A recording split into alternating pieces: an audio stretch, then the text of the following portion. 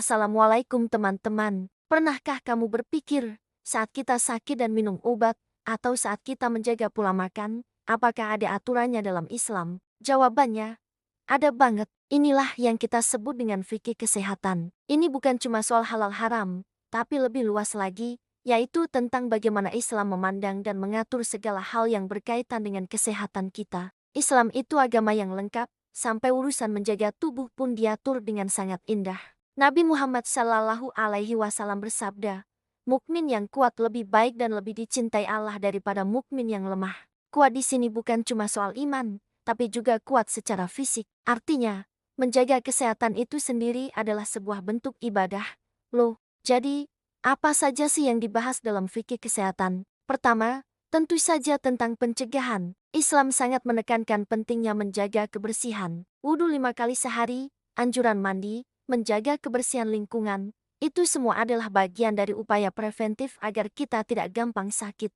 Ingatkan, kebersihan sebagian dari iman. Selain itu, ada juga anjuran untuk tidak berlebihan dalam makan dan minum. Makan dan minumlah, dan janganlah berlebih-lebihan. Ini adalah prinsip dasar diet seimbang yang sudah diajarkan ribuan tahun lalu. Lalu, bagaimana kalau kita sudah terlanjur sakit? Nah, disinilah fikih kesehatan memberikan panduan tentang pengobatan. Islam memerintahkan kita untuk berobat. Mencari kesembuhan itu adalah sebuah ikhtiar yang wajib. Nabi bersabda, berobatlah, wahai hamba-hamba Allah.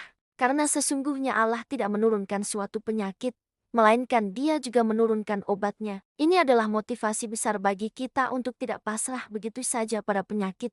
Tentu ada aturannya. Obat yang kita konsumsi haruslah halal dan tidak membahayakan. Misalnya, jika ada obat yang mengandung alkohol, bagaimana hukumnya? Para ulama punya pandangan yang beragam. Sebagian besar memperbolehkan jika dalam kondisi darurat, tidak ada alternatif lain, dan kadarnya sangat sedikit sehingga tidak memabukkan. Prinsipnya, menjaga nyawa itu lebih diutamakan. Ini yang disebut kondisi darurat dalam fikih.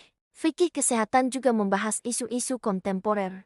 Loh, misalnya, tentang transplantasi organ. Apakah boleh mendonorkan atau menerima organ? Mayoritas ulama memperbolehkan dengan syarat-syarat tertentu, seperti tidak membahayakan pendonor dan dilakukan atas dasar kemanusiaan untuk menyelamatkan nyawa. Begitu juga dengan bayi tabung, imunisasi, bahkan euthanasia atau suntik mati. Semuanya punya pembahasan mendalam dalam kacamata fikih. Intinya, Islam sangat peduli dengan kesehatan kita, baik fisik maupun mental. Menjaga tubuh yang merupakan amanah dari Allah adalah sebuah tanggung jawab besar. Dengan memahami fikih kesehatan, kita bisa menjalani hidup sehat yang tidak hanya bermanfaat bagi diri sendiri, tapi juga bernilai pahala di sisi Allah. Jadi, yuk kita mulai lebih peduli dengan kesehatan kita, sebagai wujud rasa syukur atas nikmat yang tak ternilai ini. Semoga pembahasan singkat ini bermanfaat ya. Jangan lupa untuk terus belajar dan mencari ilmu dari sumber yang terpercaya. Terima kasih sudah menonton. Sampai jumpa di video berikutnya.